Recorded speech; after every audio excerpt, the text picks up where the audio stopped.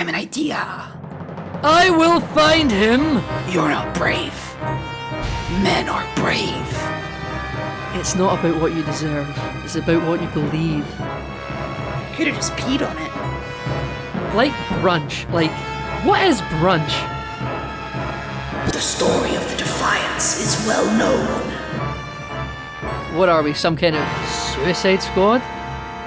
Heroes don't kill people. Well, I do. Martha! Hello everyone and welcome back for the final time to enter the SnyderVerse. I'm one of your hosts, Nathan. I'm joined by your my co-host, my friend, my chum, my companion, Kyle. Oh wow, so much hype. I'm Kyle. Wow, I feel good.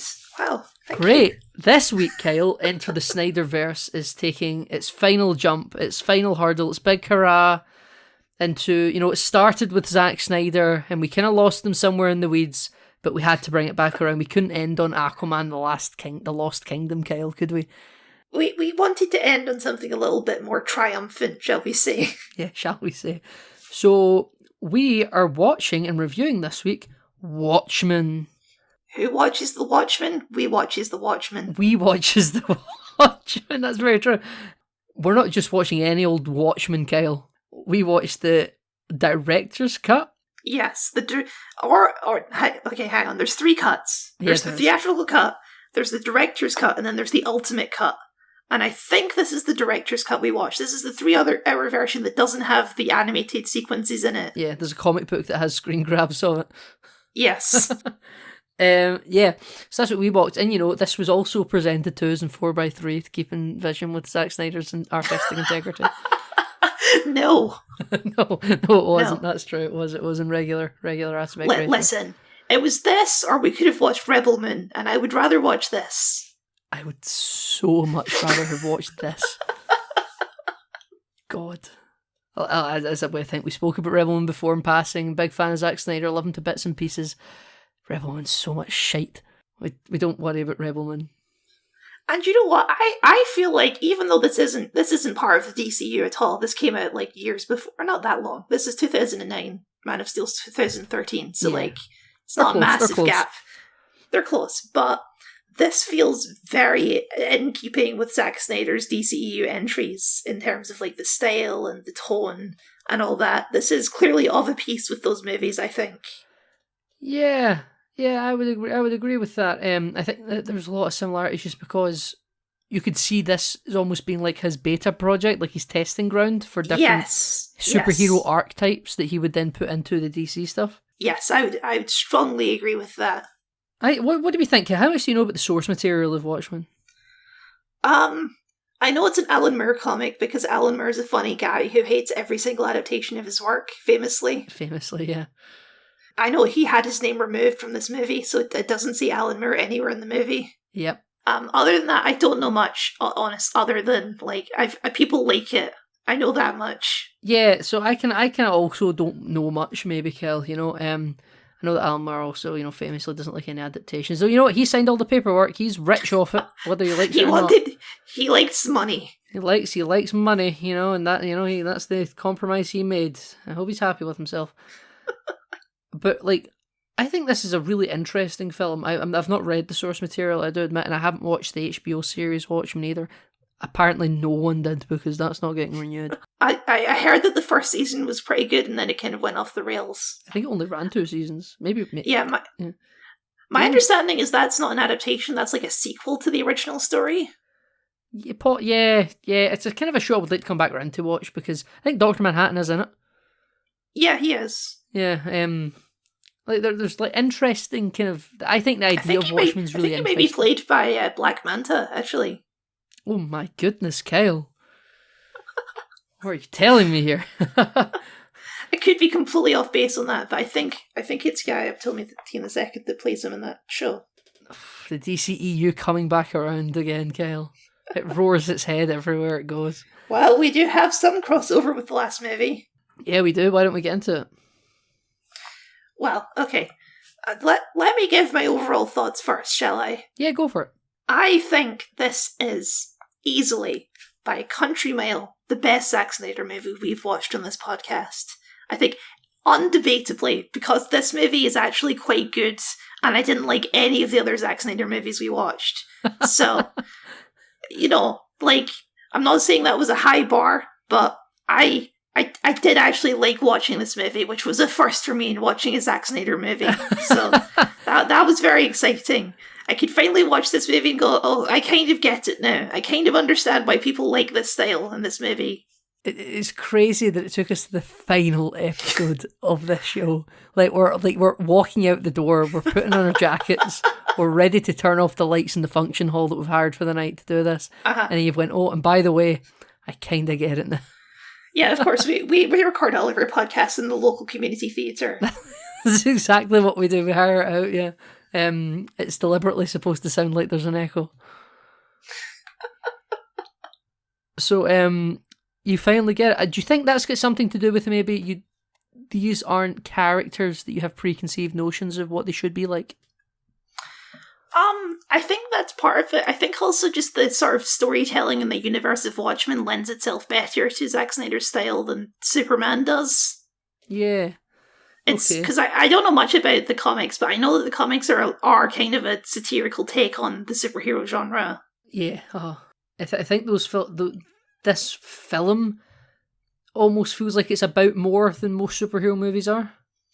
Yes, I think I saw in interviews and stuff, Zack Snyder has said that he feels like this movie is ahead of its time, and I do agree with that, because in 2009, we weren't at like peak superhero saturation that we are now. Yeah. If this had come out more contemporary with like The Boys or Invincible and things like that, where they are kind of deconstructing it. Yeah, I think this movie would have been a bigger deal.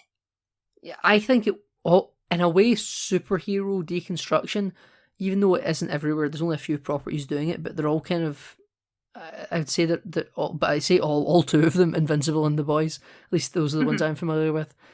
There's a Netflix one as well, like Jupiter something. Oh, right? Yeah, Jupiter Ascending. That's not Jupiter Ascending. Jupiter Ascending. What's it called?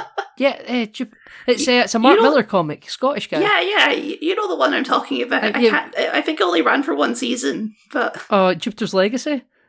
That sounds right. Sure. Why not? Why not? We'll shadow a big picture over the logo. Yeah. So it's. I kind of see what you mean. I kind of feel like it's almost a bit of a done trope now. I think the shows that are doing it, I'm still enjoying. But if another one came out, I'd be like, oh great, another one that tries to be edgy, and so it's edgy superheroes, you know. Yeah, I see what you're saying. Like the deconstruction is almost past its time as well at this point. Like we're ready for a deconstruction to actually go, no, these heroes actually should stand for something.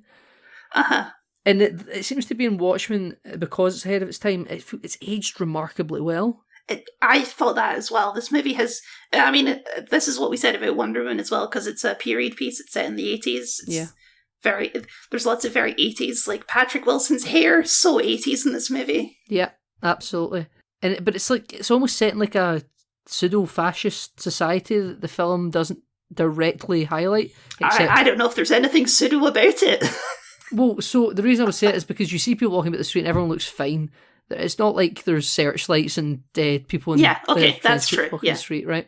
But there is, like, Nixon's been elected for a third term. Term. They're in the Dr. Strangelove war room. You know, one of the people of the Watchmen, he shot Kennedy, you know, God socialist that he was.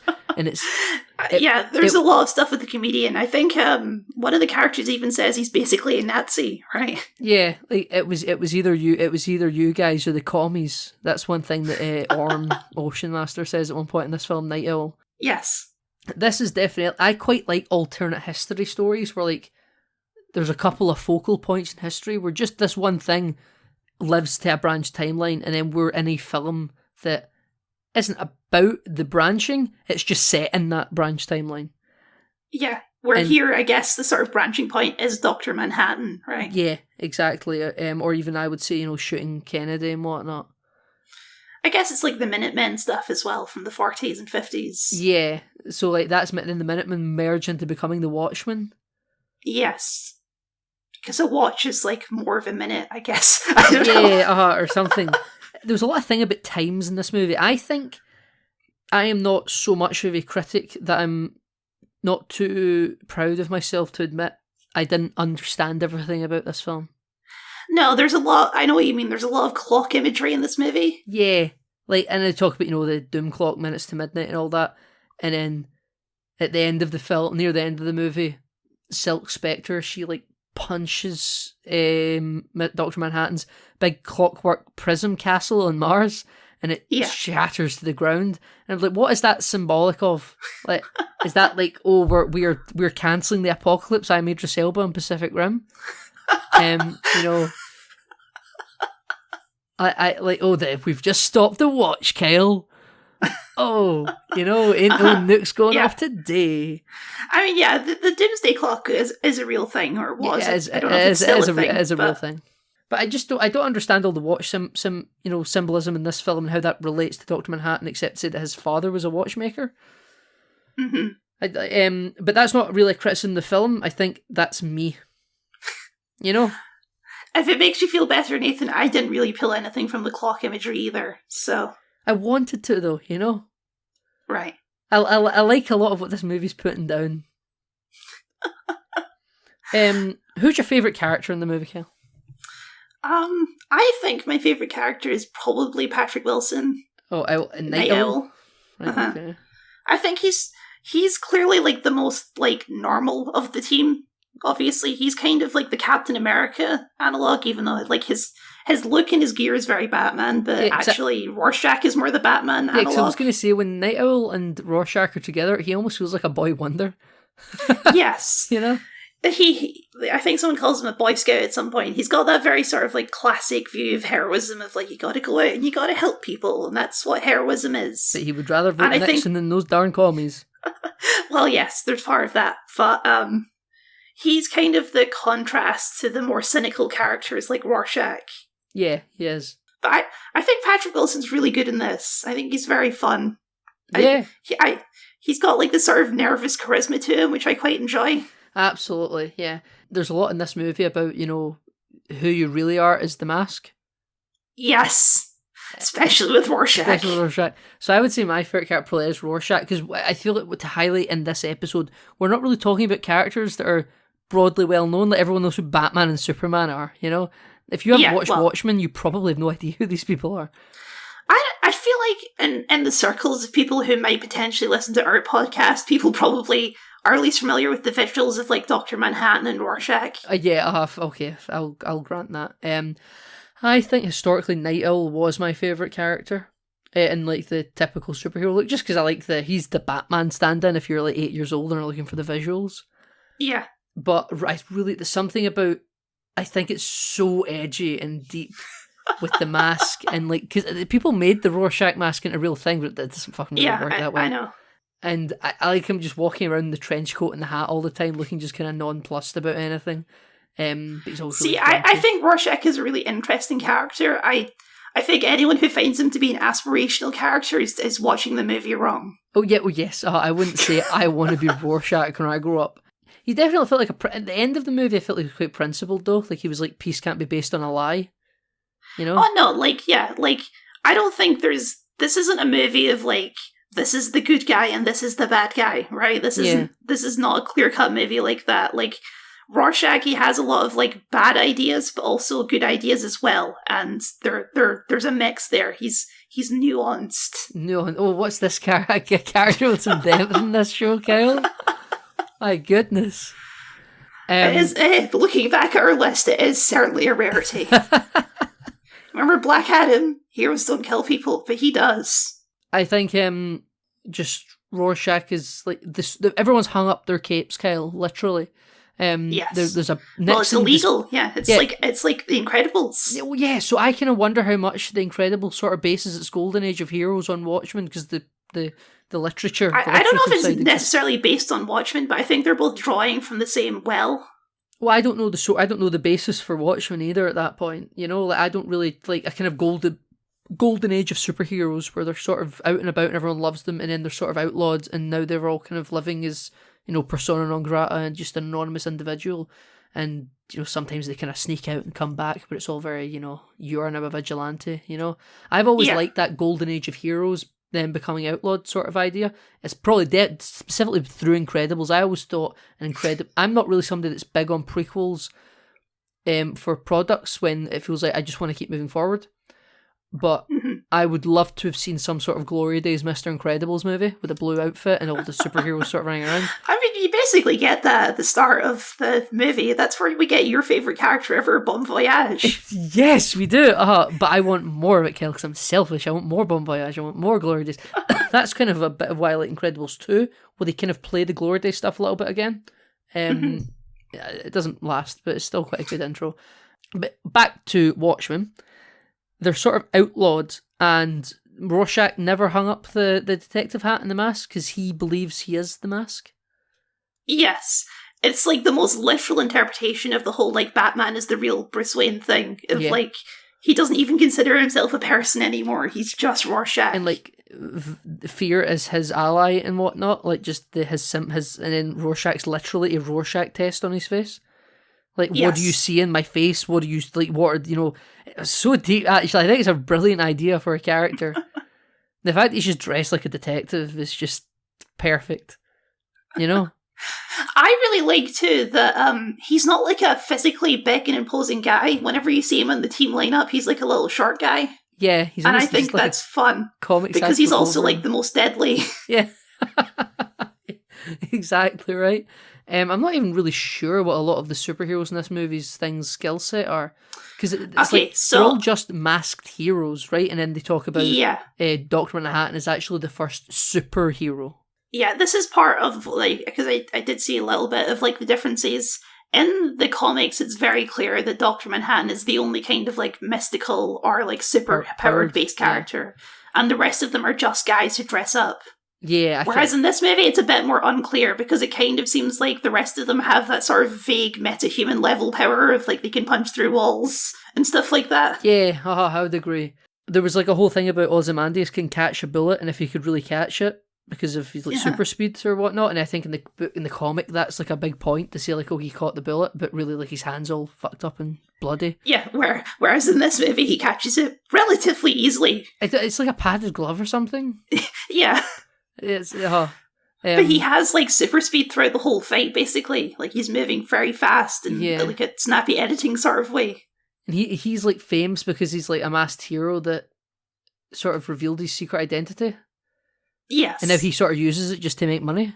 I don't really know where his funding comes from. They say he's like the smartest man in the world or something like that. He's super smart, yeah. Because he learned to capitalize on that identity, Kyle. Yeah. That's why he's super smart.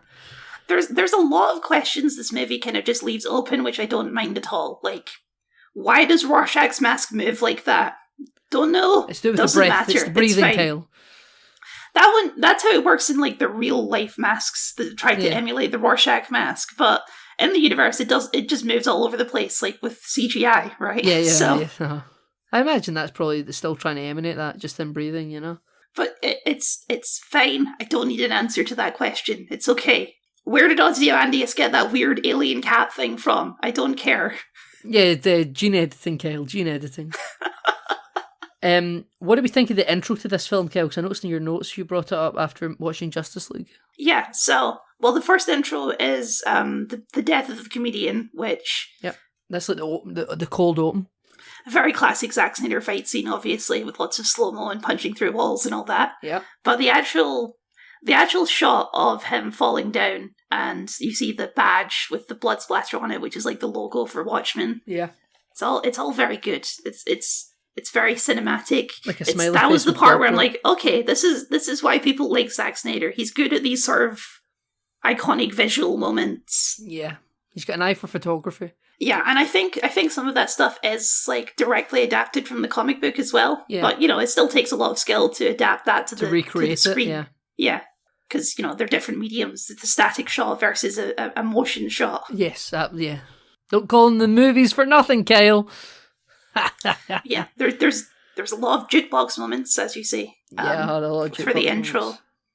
Sort of panning through the golden age of heroes and what happened. So, I put this in my notes. There's one near the start of it is like a fight happening outside a theatre. and that's it's meant to be an Easter egg, but it's kind of to be read into that there's like a rich couple coming out of the theatre in the background, and that's supposed to be Bruce Wayne's parents. And that's like, all right, there is no Batman in this world because the Minutemen sort of saved the day. Yeah, I had heard that, yeah. Which is quite fun. I think that's a fun little thing. Whenever I'm quite fond of Easter eggs when I know it in retrospect. You go back and watch it, and you're like, that's quite cool, you know. Yeah, there's another one there, which is another Incredibles reference, which is one of the heroes gets their cape caught in a revolving door and gets shot to death. Yep, absolutely. That's the classic Edna Mode, no capes. Yeah, it's a classic Edna Mode, no capes moment. Yeah, absolutely. But because Zack Snyder's got to be edgy. This says director's cut is quite gory, isn't it, Kyle? Yeah. Well, is the theatrical cut not that gory?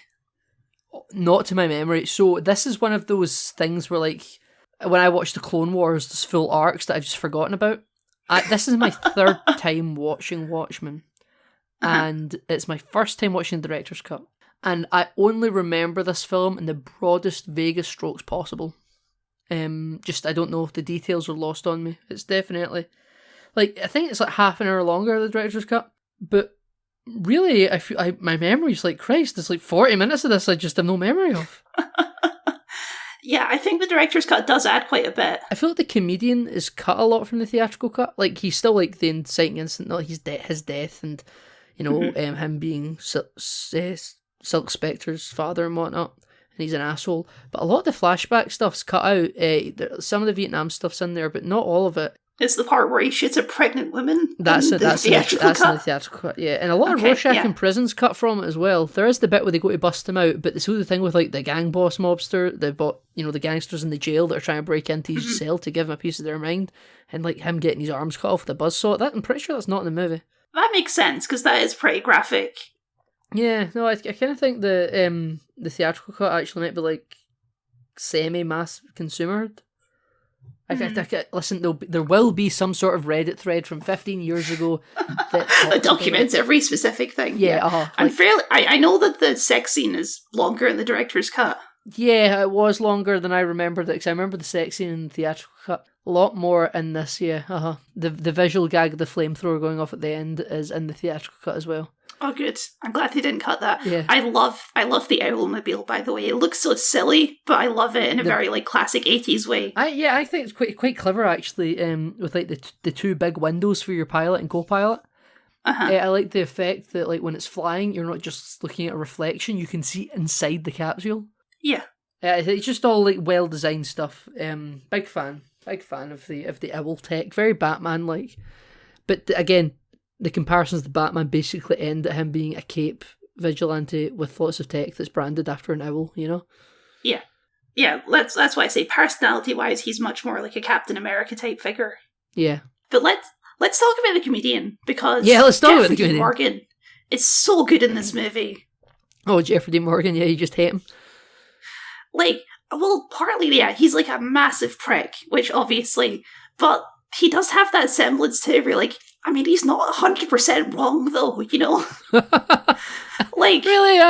I'm not never really on his side in this film at all. No, you're never on his side, but you're also like, well, like, he does have a point, though. Like, he's not he's not a total maniac, he's just a nihilist, right? He's just aware of the world that they live in. Yeah. He's an exploiter of reality. He's an exploiter of reality. He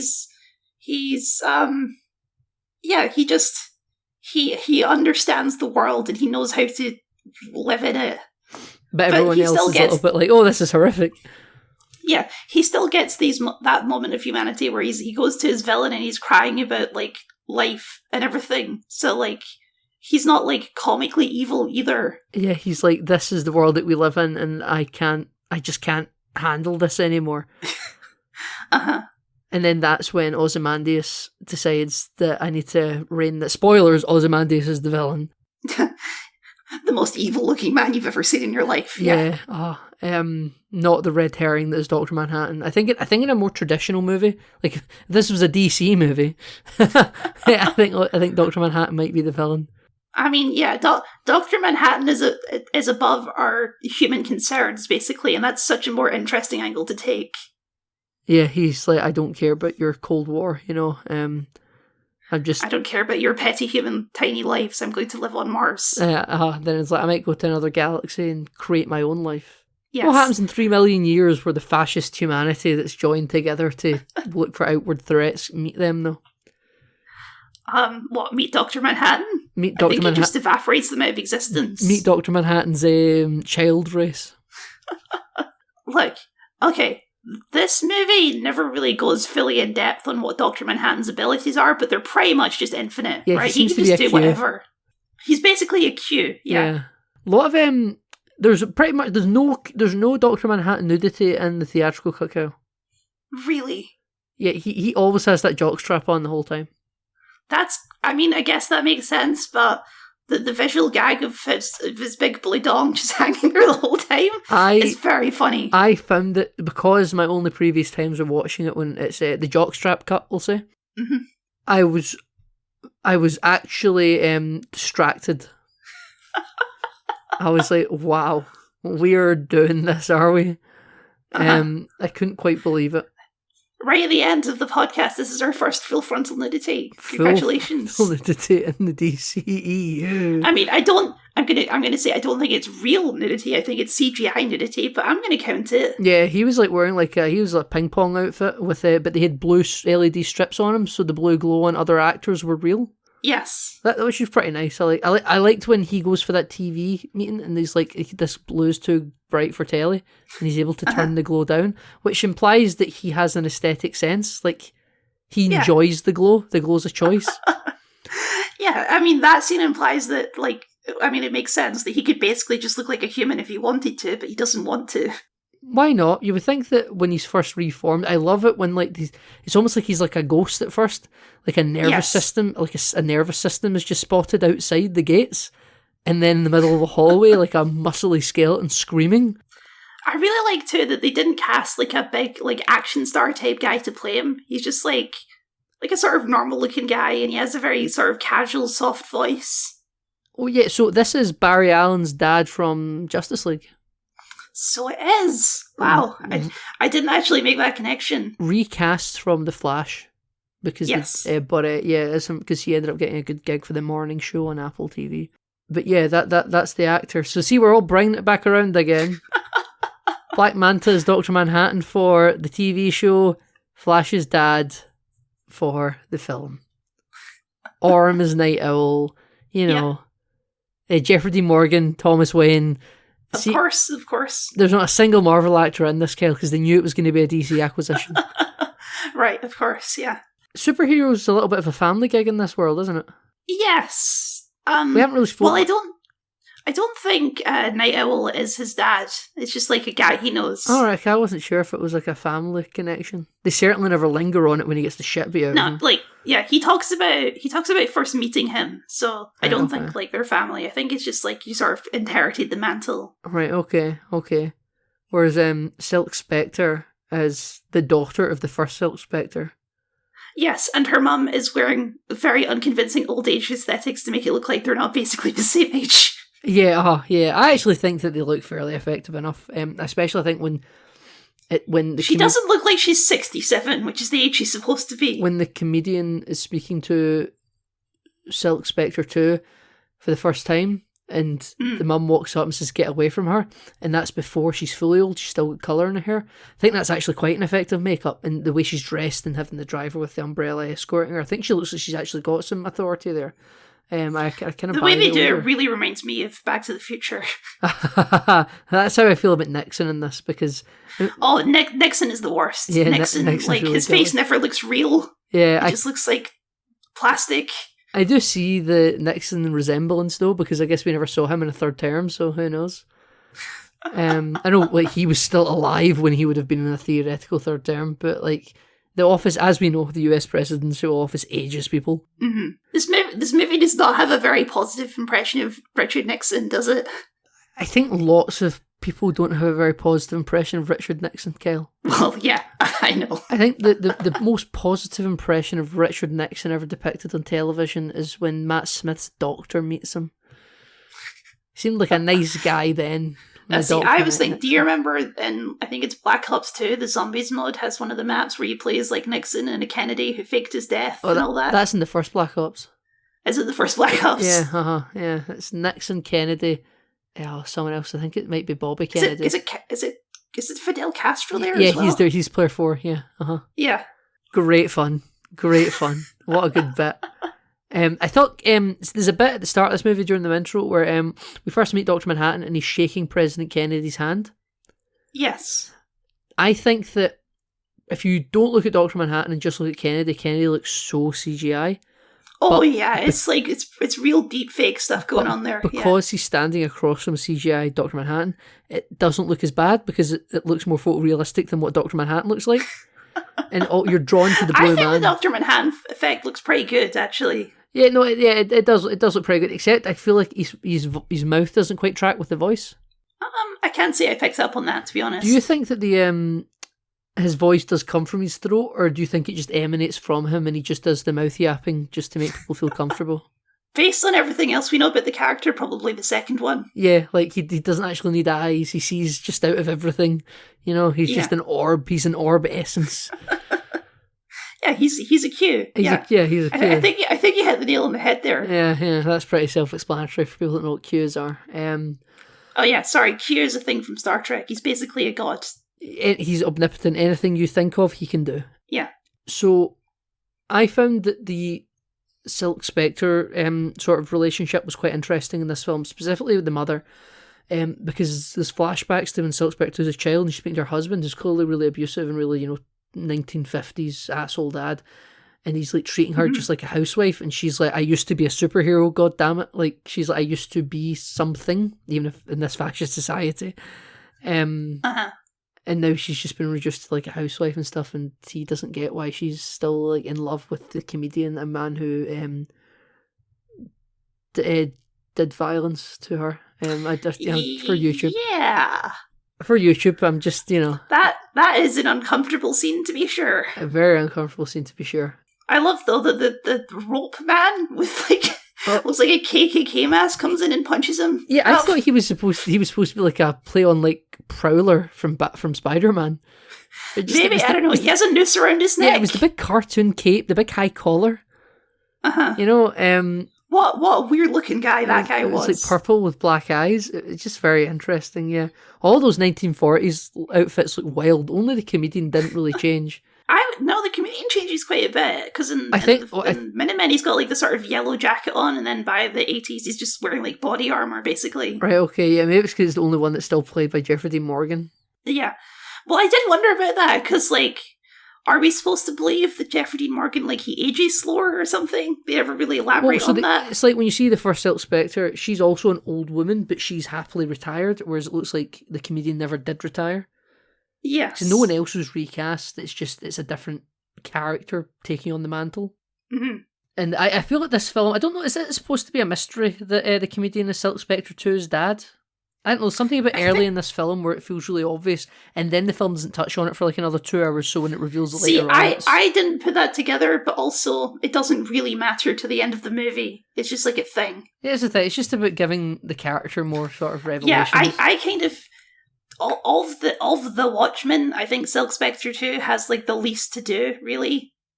A lot of her plot revolves around her relationship to other men, which is a very sort of classic French way to write women in these kind of movies. I would think that it was definitely to be an anchor for Dr. Manhattan. She was you're my only connection to this planet, and now that we're not a thing anymore, why do I care about this planet? I was only really here as a nicety to you, not necessarily as any sort of belief in the greater good of Earth, Yeah, I mean, their relationship is very strange, because I don't know why she sees anything in this guy to begin with, frankly. But, maybe I'm just built different. I should show her the Blue Men Group. Get a field day. Uh-huh. Absolutely. But yeah, I don't really see, because it clearly seems like Night Owl is the better candidate there. Yes. I ship it. You ship Silk Spectre 2 and Night Owl. Yeah. I think in the comics he's supposed to be overweight and impotent, and then Zack Snyder was just nah, I'm not going to do that. He's ripped, Kyle. They do have a moment earlier where he has some trouble getting up and he just has to save some children from a fire to, get the blood pumping again. So I quite enjoyed that for what it revealed about these people, that they're all just masochists.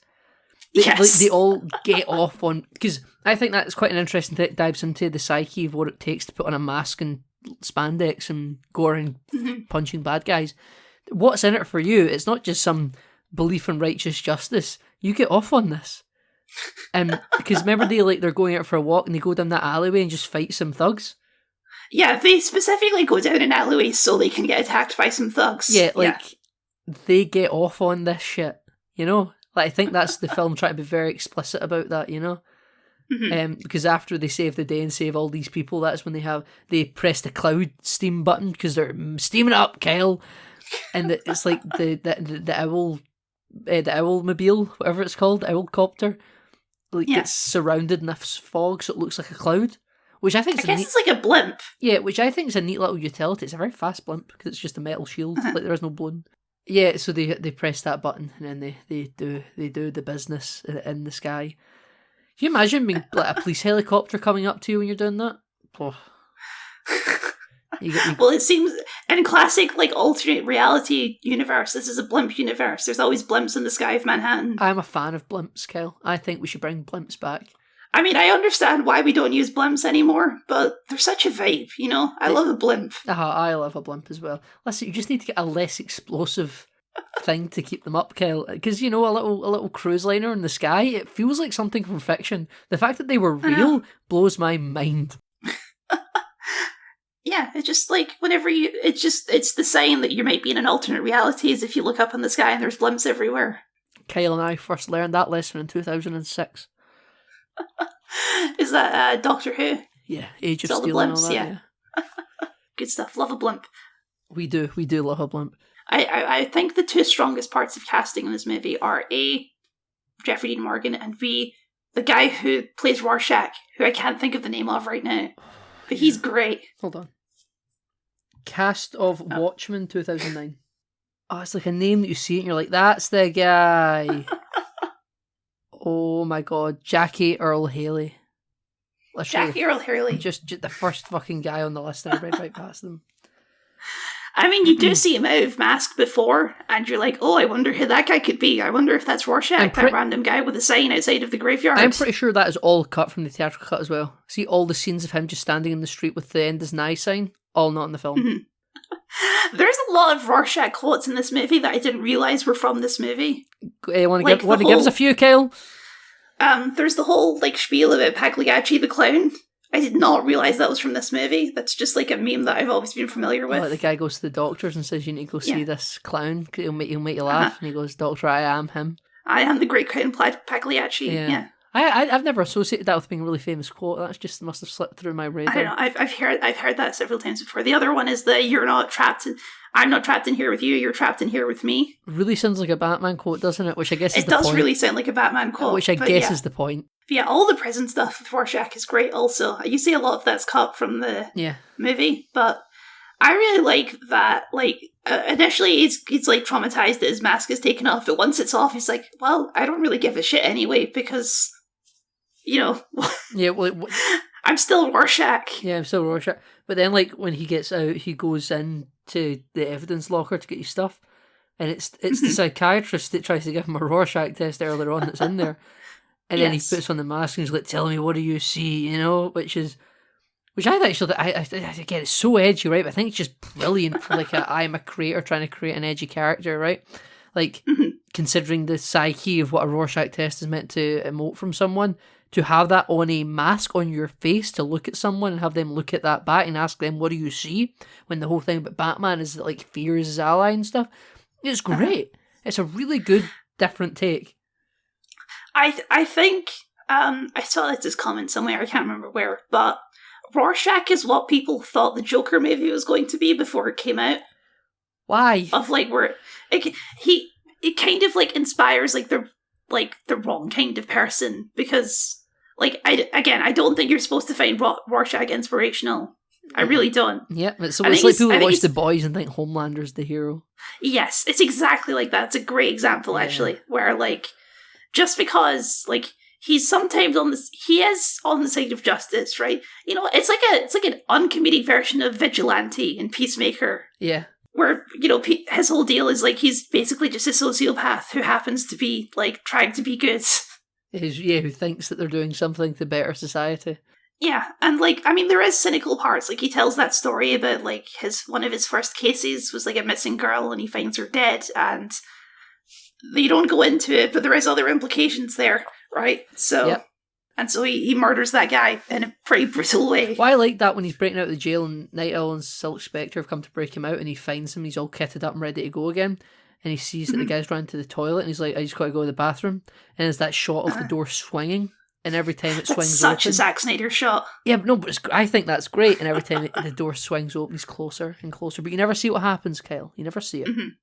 I mean, you see the blood spill out from under the door. Well, yeah, and it's like blood and piss. It's like watery, yellowy red blood.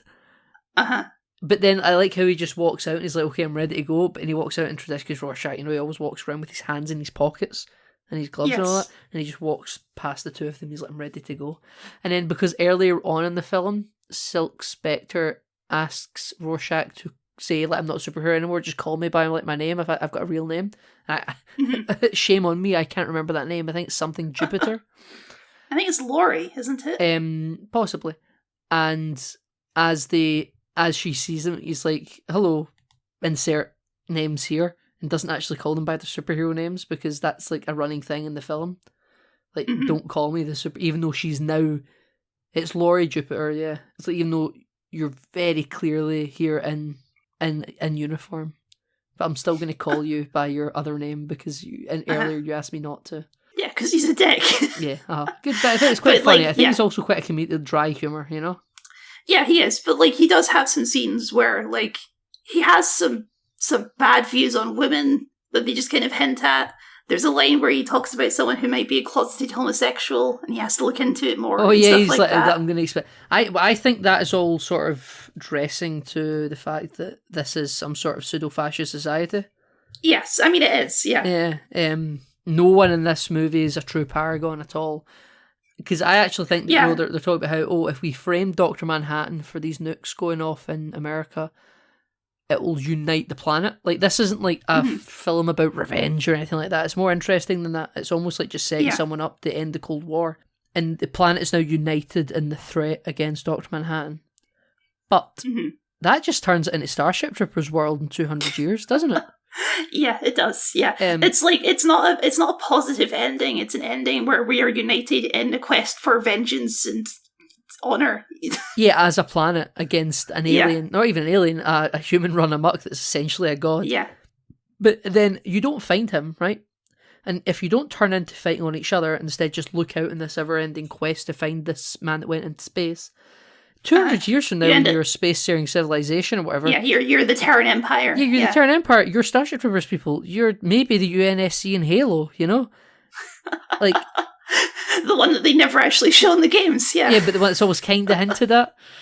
It's very interesting. I don't know if... Is the Watchmen series a sequel to this film, or is it a sequel to the book? I think it's a sequel to the book. Right, okay, because I would be super interested to see where the story sort of leads.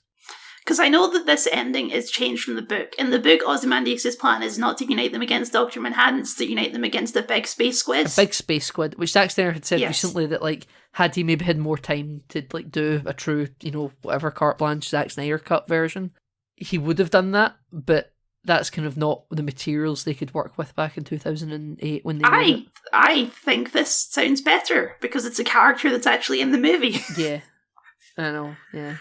And I really like it that when Ozymandias explains his plan, Dr. Manhattan's like, yeah, that makes sense. Yeah, actually. I have no ties to this planet. I don't really care what Earthlings think of me. Sure, why not? And even like Owlman's like, oh, yeah, okay. And Jack and I don't know if he's okay. He's just like he's not man enough to fight it, basically. Yeah. That's kind of what I mean. I'm more bringing that up to the juxtaposition of Rorschach. That's like peace based on a lie is no peace at all. I'm gonna go tell the world. Yeah. And he walks out into the Arctic to do what exactly? To go and tell the to walk across the Arctic to find somewhere to go. What's the more culturally appropriate term for people that live in the Arctic again? Inuit. Yeah. He's going to go tell the Inuit people. Yeah. Yeah, he's going to go find. He's got a dog sled outside. He's going to go on a quest. Yeah, that's another classic Rorschach moment where Owlman has his big a snow variant of his costume. Yeah, very Batman. Yeah, and Rorschach's just standing there in his trench coat. Like, obviously, he would be freezing to death in the Arctic. And he's just fine. He's like, nah, I'm good. I'm good. Yeah, yeah. And they're like walking towards Ozymandias' big Arctic black pyramid base, and he's fine. He's okay. He's just, Owlman's got this big white cloak with fur flapping in the wind. And, because this movie is very vague or sort of hand wavy on if these people have superpowers or not. Yeah, and Rorschach just gets his hands in his pockets as per. Because in that final fight with Ozymandias, he's getting flung against concrete pillars and going through the pillars, and he just gets up like it's nothing. So yeah, absolutely, yeah. Why didn't Ozymandias' kill box work on Dr. Manhattan? I don't know why he thought it would work, to be honest. It's the thing that made him. I could understand in a more traditional film that being the thing that would undo him. Yeah, but then it seems to, the thing originally disassembled him, and he says, I learned to reassemble myself the first time, so he just does it again, yeah. Oh, I suppose so, yeah, because he was already turned into this thing that didn't have a body, and he reformed the body. Do you think that, Space Cat is going to reform somewhere as well? That Space Cat is also now a god. I will say, I really like Dr. Manhattan's origin scene. They need to put some more security on that door. My goodness. Yeah, he's like, I forgot my watch. It's all about clocks, Kyle. That's why, because the clocks were the things that formed him. See? Yeah, so he forgot his watch and he goes in to get it, and the door is just in a time seal, and no one's like, hey buddy, that door's about to close, I wouldn't go in there if I were you. And then why is it when the door closes, it's going to run an unsupervised experiment with no one watching? I don't know. That doesn't really make sense either, does it? No. It seems like there'd be a whole team of scientists watching what happens in there. Yep, absolutely. But instead it's just his friend Wally kind of watching at the door because he happened to be walking past. It's quite interesting. This seems to be a non-repeatable experiment. Surely there'll be a cult of people that are like, I also want to become Dr. Manhattans. Everyone's just climbing in the machine, That's true, because part of this movie is the exploitation of Dr. Manhattan by the US government. You'd think they'd be doing Captain America-esque experiments to try and recreate that. How do we make an army of these guys but have them all be really loyal to the state before they go? What we needed was the RoboCop 2 montage where they keep trying it again and just murdering people. Yeah, that would be great, yeah. Absolutely. Oh, I mean, it wouldn't be great, but it'd be good for the film. Yeah, where... for whatever reason, it only works on this guy, and it just doesn't work on anyone else. And it's to do with a special alloy that his dad made for the watch. Kyle, because his dad. Of course, because watches, because clocks. Clocks, yeah, exactly. It's all about time and whatnot, and how Dr. Manhattan perceives time in such a way that it's just like a flat chessboard in front of him, and everything just exists as a thing that he can observe. But even when he sees knowledge coming, he can't act upon it until that moment arrives. He's like, yeah, you're going to tell me. Yeah, there's an interesting, he has no free will, basically. Yeah. He is just a force to be acted upon. He's like, you're going to tell me that you're sleeping with Owlman. And he's like, and then she's like, well, if you already know, why do I need to tell you? And then she says something that kind of does tell him outright. And he's like, oh, you're sleeping with him? It's like, you already knew. Yeah, no, I told you that you were going to tell me. I didn't tell you that I knew. And it is a really interesting take, I suppose, isn't it? Yes, I think in terms of a character who's supposed to be beyond human understanding, I think this is one of the most interesting portrayals of that I've seen. Yeah, it's very interesting, mainly because he walks around schlong out. I will say, his first girlfriend is really hard done by in this movie. I feel really bad for her. Yeah, no, she supported him through everything. Except, she didn't want to watch him get evaporated, but, that's kind of understandable. She didn't really have cancer, though, did she? That was Ozymandias' plant? No, she did have cancer. It's just that Ozymandias is the one who gave it to her instead of... Oh, right. Okay, yeah. Because he planted a little device in the vents that was a cancer-shooting machine, I guess. Yeah, apparently, yeah. Then he also put the cyanide capsule in the assassin's mouth as he held him down. Yes. All really good shit-eating grin stuff, But yeah, no, she... there's the thing where he's kind of laying out his backstory, and he's like, oh yeah, I dumped her for a younger model because she was starting to show her age, and it's like, wow, that's harsh. And for him who she looks great. She looked great, absolutely. And for him who doesn't perceive age or anything like that, even though he, at this point, he'd maybe only been a Dr. Manhattan god for like 10 years, maybe. Yeah, I think it's just to show that like he's already losing his humanity. Yeah, basically. like he'd spent the last 50 years as a human. He must remember what it was like to be a human. It's not like he really is a god. He is just a man. Yeah, I think like his brain is just so beyond what it used to be at this point. Yeah, possible. Because he does talk about too that he kind of like sees the past and the future all at once or something like that. Yeah, because he's like, I will show you what I see, Silk Spectre, and he touches her face, and it's always like flashbacks that are shown, and some vague future stuff. I'm not really sure. I think it's mostly just whenever he shows her, she always flashes back to the scene with her mum and her dad, or her dad quotation marks fighting. Yeah, right? Absolutely, yeah. Because when he does it the second time, that's when she pieces together that the comedian is her dad. Yeah, because like she hears the conversation in some sort of more clear clarity, I suppose, that didn't exist until she could go back and reanalyze and reanalyze. I guess she just kind of put the dots together. Yeah, I suppose so. Whereas you assume earlier in the movie when you're showing that flashback of the comedian meeting Silk Spectre 2 for the first time, that he was kind of like... just hitting on her. Yeah, he was just hitting on her being a sleazebag. And then you see that scene again from the perspective of the mother, and that conversation goes on after she leaves, and it's like, oh, can a guy not speak to his old friend's daughter? Like, they both kind of know, but they never actually talk about it. Uh-huh. And then Silk Spectre goes on to destroy Dr. Manhattan's big clock palace. Yes, as we talked about. As we spoke about earlier, and he can film on a bubble shield. Because like he shows up in Night Owl's lair in the underground subway system, and he's like, "We're about to have a conversation on the moon, Silk Spectre, and you're going to tell me what X, Y, Z." And then she's like, "No, I need to go. Just trust me and all that." And I think the teleportation is quite violent. And they arrive and all that, and she's immediately suffocating. And he's like, oh yeah, sometimes the intricacies and the details of humanity are lost on me sometimes. I forget that you need air, you know? Which I think is quite interesting. Again, to talk about how humanity's just so far gone. There's a bit in this movie earlier on where he's in the TV studio and he gets ambushed, and he's like, just leave me alone, get out of my face. And he teleports everyone around him to somewhere. Oh, I assumed he just evaporated all those people. No, it's like we never see any of them again. No, we never see any of them again. But that sort of like blue edge rim that goes out and everyone pops out, that's the same effect that's used whenever he teleports. Yeah, I mean, they didn't leave a geyser of blood like Rorschach did, I guess. Yeah, exactly. Very, very symbolic at the end of the movie because Dr. Manhattan kills. It's a Rorschach symbol. It's a Rorschach on the snow, Kyle. Yeah, right. Do you think Dr. Manhattan did that on purpose? Oh, you think he's got a sense of humour? He's got a sense of the dramatic. Yeah, he's like, I could just leave nothing here, not a trace, but oh, what the hell? There'll be a helicopter above us that'll think this is really neat.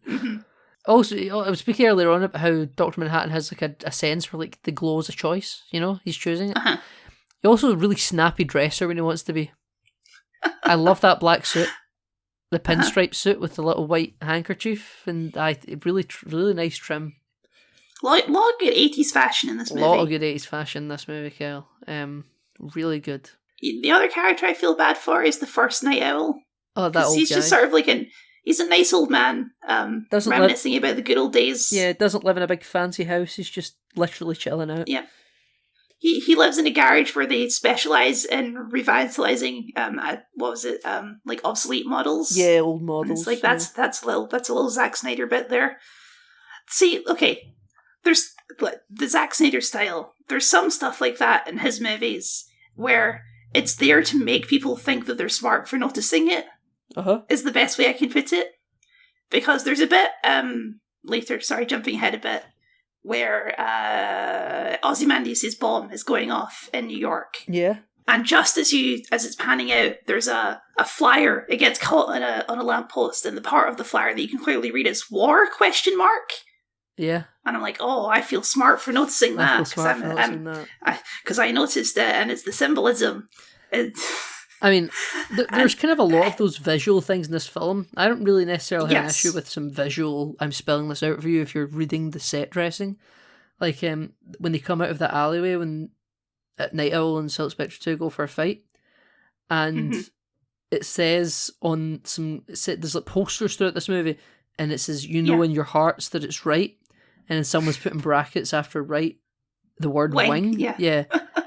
And this whole thing is like, this society is wrong. Everything is wrong about what's going on here. Like, you shouldn't want to be part of this. Mm-hmm. Which is, I think, for the people that will go on thinking Rorschach's right and everything, you know? And I'm not making... There is a lot of people who idolize Rorschach, by the way. This is a thing. Yeah, I know.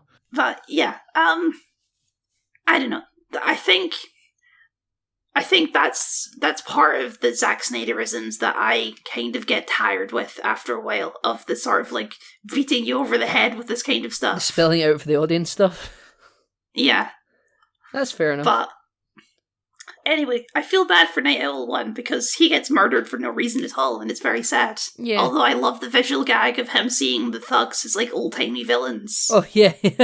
Yeah, he's reliving the glory days, like one final fight, and then as he sees one of them just before they cave his head in, it's like, oh, you're not actually about to do anything to stop this. You're just pretending that one of your evil nemesis is about to cave your head in, and that's how you're gonna die. Yeah.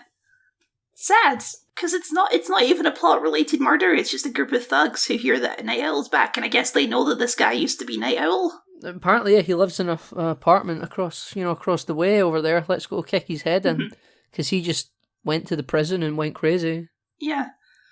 You think there would be some duty of care to protect ex-superheroes? In this society? No, I think Richard Nixon wants them all dead, right? Yeah, he kind of like used them for like Vietnam and stuff, and then was like, okay, and we're going to stop this now, actually. Yeah, and he still wants to use Dr. Manhattan, because obviously, but... Because he's the rest of these guys he can do without, yeah. Yeah, he doesn't need also, he's like the ultimate super weapon. Yeah, he can just be the nuclear deterrent. Yeah, the Hail from the Mountain King thing when he's walking through Vietnam is amazing. That is crazy. Like, the apocalypse. He's got the sunset behind him. It's great. Where does the animated sequence actually fit into this movie? I don't know. There's your answer, Kyle. There's your answer. Because I don't really see how it would work. No, I've never seen the animated segment for this. Because like there's scenes which I didn't realize I was watching an extended cut first. It's like, okay, well, I don't mind dwelling on this, but you know, I would maybe cut this for a theatrical cut, which obviously they did. Yeah. So I can't really complain about that. Like, see the scene where he breaks into Dr. Manhattan and Silk Spectre's like base near the start of the movie when like your first scene when you meet them, and like, there's like in a shot of outside the base, and then you can see he's cut his way through the fence. Yeah. That's all not in the theatrical cut either. He just appears in their like laboratory or whatever. Mm-hmm. So it's like, you know, he's just like Batman. You don't need to explain how Batman gets from A to B. You just presume he broke in, and that's that. You know, you don't need all these little scenes. Or like, Dr. Manhattan just teleports him outside and he's standing in the rain. I don't think that. Yes. You might, you know, when Silk Spectre speaks about how she throws up when she gets teleported around. Imagine if Rorschach threw up when he gets teleported around inside that mask. That would be unfortunate for him. That would be unfortunate for him. Yeah, you're right. But yeah, at the end of the movie kind of hints that Rorschach's like, he was journaling, because a lot of his voiceover is his journal. Yeah, well, he speaks about that. He says, like, Rorschach's diary. He does it quite a bit in the movie. Yeah. But the last shot of the movie is his journal shows up in, like, the Fox News analog. Yeah. They're like, well, let's try and look for something from this pack of, like, I don't know, like, the crazy people that write stuff in. Oh, here's Rorschach's Yeah, because diary. Fox News is dying because the world is at peace. Yeah.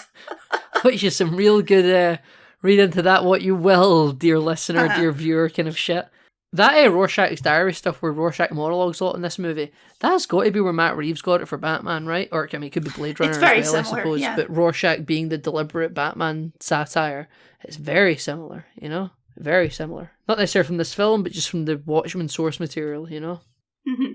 Again, also something that exists in Blade Runner. I'm not saying it's unique to this. But watching it in this, given that Rorschach is the Batman character... It's just very apparent watching it, you know? Yeah, so, that's us. I think that's us. I think this is our last episode. Shall we talk a bit about this whole experience? Yeah, let's go for it, Kyle.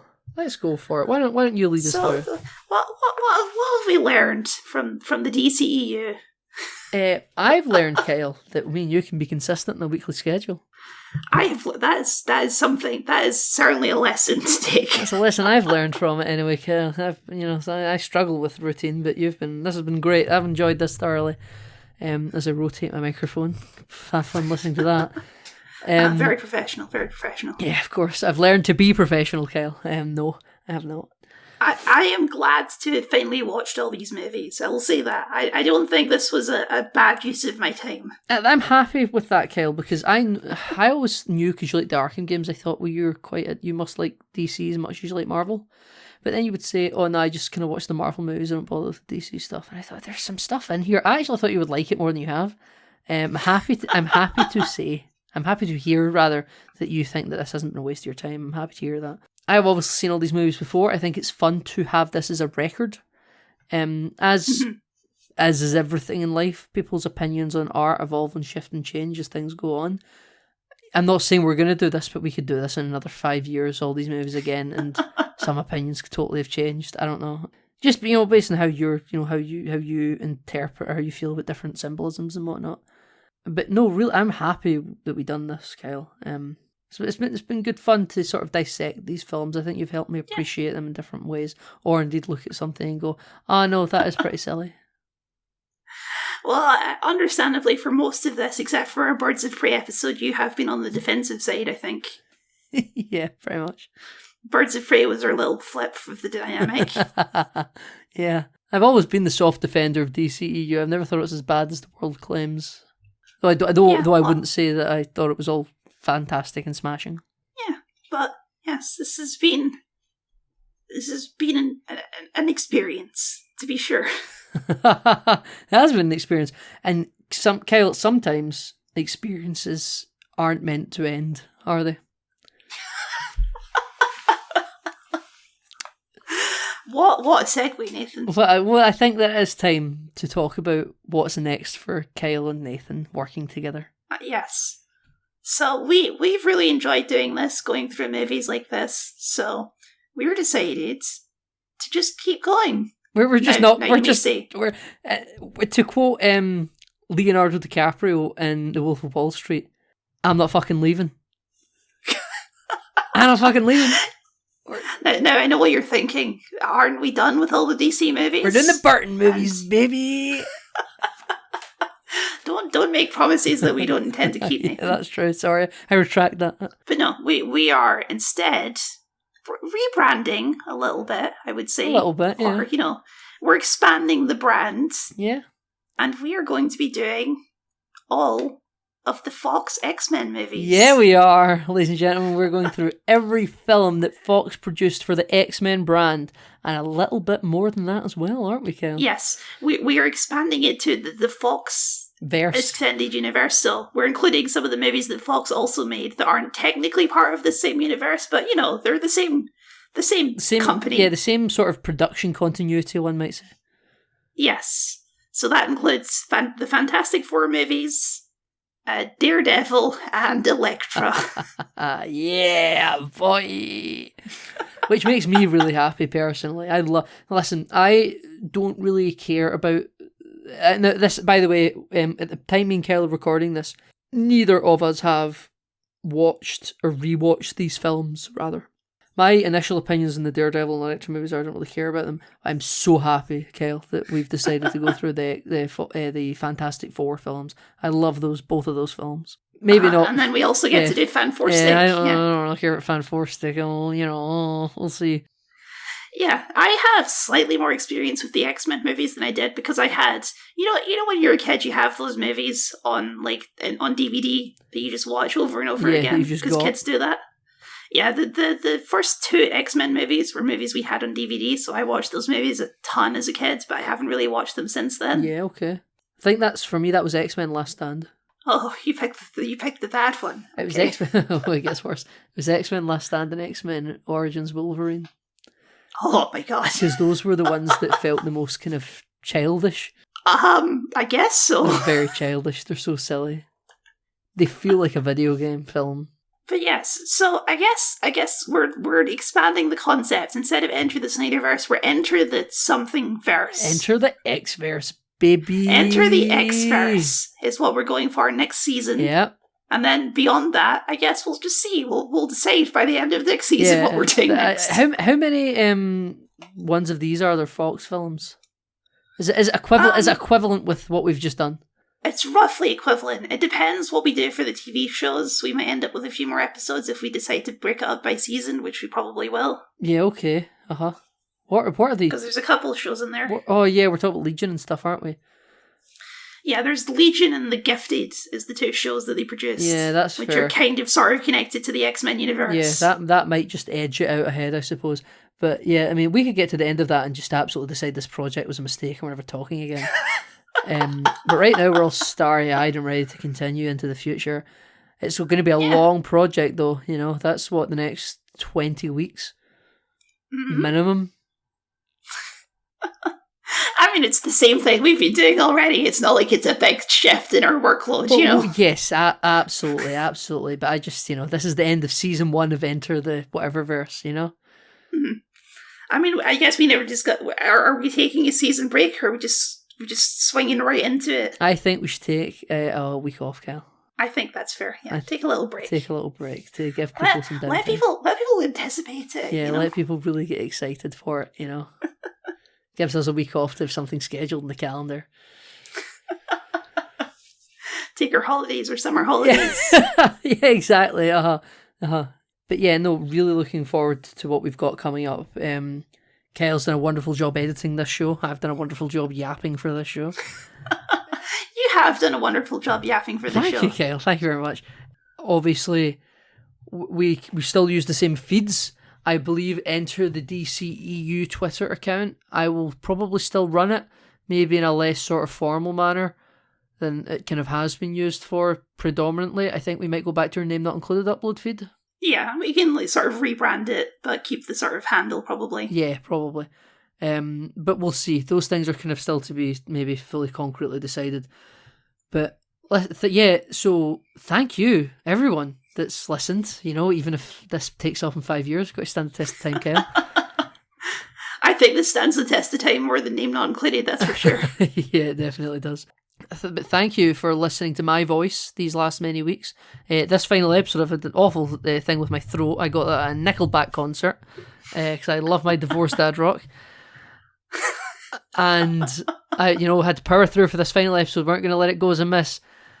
And, thank you for listening to me and Kyle. It's been great fun. Yes, thank you very much. I guess we need to do the plug still. We still need to do the plug. Yeah, Kyle, where can people find you online?